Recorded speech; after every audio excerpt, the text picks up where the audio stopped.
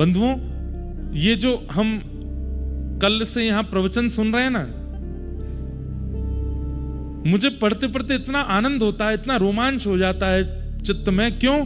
क्योंकि ये बातें स्वयं श्री कृष्ण बोल रहे हैं, स्वयं ठाकुर जी बोल रहे हैं। वेद व्यास जी बोल रहे हो, शुकाचार्य जी बोल रहे हो, आचार्य चरण बोल रहे हो, तब भी हमको आनंद होता है। पर जब स्वयं भगवान बोल रहे हैं तो एक प्रकार से प्रमाणित हो जाता है कि भाई स्वयं ठाकुर जी बोल रहे हैं, तो इस बात को तो मानना है। ठाकुर जी यहां पर स्नेह के परित्याग की बात कह रहे हैं कि स्नेह का त्याग करो, सबके प्रति जो तुम्हारी आसक्ति है उसका त्याग करो।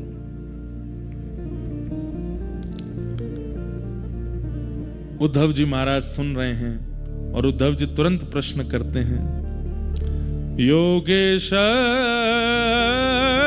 योग विन्यास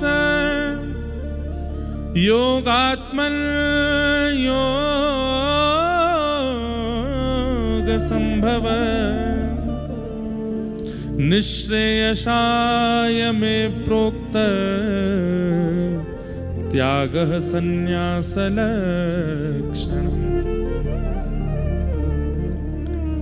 बंधुओं, अगर किसी व्यक्ति को रोटी की भूख लगी हो और आप उसको दूध निवेदित कर दो, क्या उसका पेट भरेगा तृप्ति से? नहीं भरेगा। किसी व्यक्ति को रोटी की भूख लगी है, आप उसको दूध ऑफर करो, दही ऑफर करो, पानी ऑफर करो, कुछ भी, मतलब रोटी के अलावा कुछ भी देने का प्रयास करो,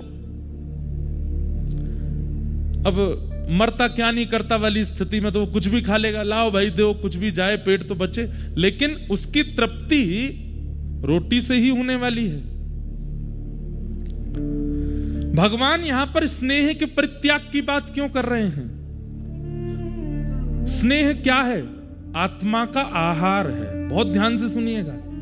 हम आपसे एक बात कह दें, पूर्व की कथाओं को छोड़िए, आगे होने वाली कथाओं को भी विचार मत कीजिए। सब जगह भक्ति, प्रेम आदि आदि सब उत्सव आदि प्रधान रहते हैं, यहां ज्ञान प्रधान है और जीवन लाभकारी ज्ञान प्रधान है इस कथा का। इसलिए बहुत ध्यान से सुनिएगा, आलस्य को आने मत दीजिएगा। कुंभकर्ण की पत्नी है निद्रा देवी, उससे तो 100 फुट दूर रहिएगा, कहीं भी आक्रमण ना करे, क्योंकि मौसम ऐसा है कि हो सकता है।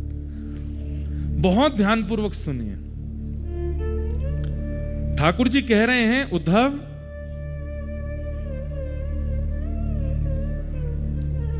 व्यक्ति की भूख रोटी मिटा सकती है, दूध नहीं, दही नहीं, अन्य अन्य सामग्री नहीं।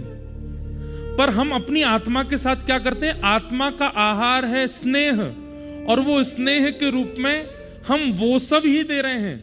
मतलब उसको दूध ही पिलाते हैं। आत्मा कहती है मैं भूखी हूं, हम उसको दूध पिलाते हैं। दूध किस रूप में? संसार के प्रियजनों से प्रिय प्रेम संबंध मान करके, उनके प्रति आसक्ति बना करके।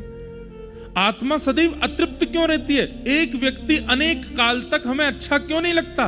कुछ दिन बाद उसमें दुर्गुण क्यों दिखने लग जाते हैं? क्योंकि हमारी आत्मा ये बात मानती है कि भाई इससे मेरी तृप्ति नहीं है। तुम जिसका आस्वादन मुझे करा रहे हो, इससे मैं तृप्त होने वाली नहीं हूं। इसलिए संसार में चाहे कितना भी सुंदर व्यक्ति, कितना भी गुणवान व्यक्ति कोई भी जीवन में आ जाए, हम एक समय आने पर उससे तृप्त हो जाते हैं। क्यों? क्योंकि हमारी आत्मा कह रही है कि इससे मेरे जीवन के मेरा उद्धार संभव नहीं है। स्वयं भगवान कहते हैं, स्नेह केवल मुझसे करो उद्धव, क्योंकि तुम्हारी आत्मा की तृप्ति केवल मुझसे होगी और किसी से नहीं होगी। बाकी सबों से तुम इंद्रिय तृप्त करते हो और तुम्हें ऐसा लगता है कि आत्मा तृप्त हो रही है। नहीं, इंद्रिय तृप्त होती है, आत्मा नहीं। तुम्हारे चित्त की तृप्ति का कारण तो केवल मैं बनूंगा। यहां से जितना नीचे उतरते चले जाओगे, इंद्रिय सुख के सामग्रियां खूब मिल जाएंगी। यहां इंद्रिय सुख की कोई समाधान नहीं है, यहां पर इंद्रियों सुख की कोई सामग्री नहीं है। पर फिर भी जाड़ा लग रहा है, ठंड लग रही है, कुकुड़ रहे हैं महाराज, बुखार में हैं, दवाई खा रहे हैं, सिरप पी रहे हैं, डॉक्टरों से मिल रहे हैं, लेकिन फिर भी चित्त सुखी है, आत्मा को तृप्ति हो रही है। कुछ नहीं तो बद्री विशाल को नहीं देख पाए तो आकाश को देख लेते हैं, पर्वतों को देख लेते हैं, उन्हीं से तृप्त होने लग जाता है चित्त। ठाकुर जी कह रहे हैं उद्धव, व्यक्ति के आत्मा का आहार मैं हूं और वो मुझे छोड़ करके सब कुछ खिलाता है, इसलिए उसकी आत्मा कभी तृप्त नहीं होती। पत्नी भी जीवन में आवे, बच्चे भी जीवन में आवे, जो भी जीवन में आवे, अगर वो मेरे माध्यम से आएगा उसको तृप्ति का अनुभव होगा। अगर वो बिना मेरे माध्यम से केवल इंद्रिय सुख के लिए किसी को जीवन में आश्रय देगा, वो अतृप्त ही रहेगा। और अगर मेरी प्राप्ति नहीं कर पा रहे हो, मेरे से स्नेह नहीं हो पा रहा है, तो त्याग करो। धीरे धीरे त्याग करना प्रारंभ करो।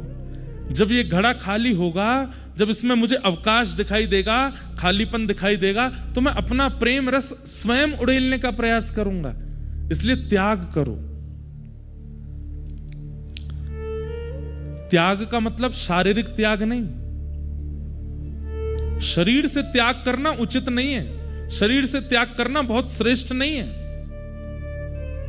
शरीर, मैंने कल भी कथा में कहा था, शरीर से किसी को छोड़ देना बहुत बड़ी बात नहीं होती, पर चित्त से छोड़ना ये बहुत कठिन होता है।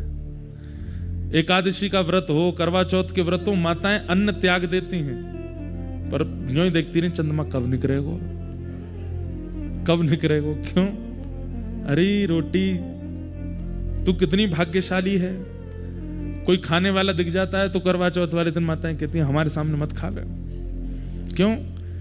हमने शरीर से तो त्याग कर दिया, पर चित्त से नहीं कर पा रहे। चित्त यूं ही ढूंढ रहा है। अब कल बद्रीनाथ में पहाड़ों के पीछे थे, चंद्रमा दिख ही नहीं रहे रात में। एक दो माताएं जहां हम रुकी वहां पे भी, यहां तो चंद्रमा दिख ही नहीं रहा है। कहां है? बोले पहाड़ों के पीछे छुप गया है। तो बेचारियों ने अपने घर में वीडियो कॉल करके कहा वहां का चंद्रमा दिखा दो। तो वीडियो कॉल करके जहां की वो हैं वहां के चंद्रमा देख रही हैं। बोले महाराज जी हमने तो वहीं का चंद्रमा देखा। मैंने बहुत बढ़िया, हो जाओ शुरू। शरीर से त्याग करना बड़ी बात नहीं है, चित्त से त्याग। और चित्त का त्याग कैसा है? चित्त का त्याग ऐसा है कि एक बार छूटा दोबारा आएगा नहीं। एक बार रोटी अगर त्याग दी तो दोबारा उसके प्रति इच्छा नहीं होना है। शरीर का त्याग नहीं। भगवान तो कितनी बार आज्ञा करते हैं, बोले मैं भी गृहस्थाश्रम में रहता हूं, सबके संग रहो, सबके बीच में रहो, पर अपने चित्त पर किसी को अधिकार जमाने मत दो। तब अर्जुन कहता है, वो उद्धव कहते हैं, बंधुओं एक बात कहें, कृष्ण अर्जुन संवाद वो हाई स्कूल की पढ़ाई है, और कृष्ण उद्धव संवाद ये यूनिवर्सिटी लेवल है। इसको समझ लीजिएगा, बस अद्भुत है।